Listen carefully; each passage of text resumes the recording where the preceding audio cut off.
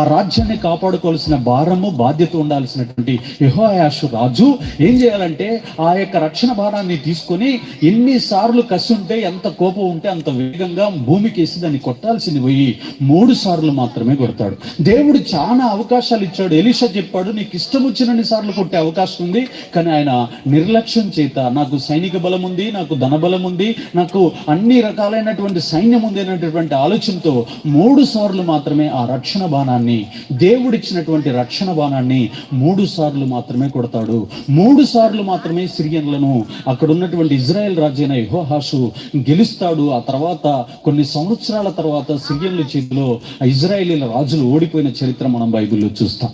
చూడండి, దేవుడు చాలా అవకాశాలు ఇస్తున్నాడు, ఆ అవకాశాలు పోగొట్టుకుంటుంది మనమే. చాలా మంది చూడండి, మీరు బైబిల్లో రక్షణ ఉచితం.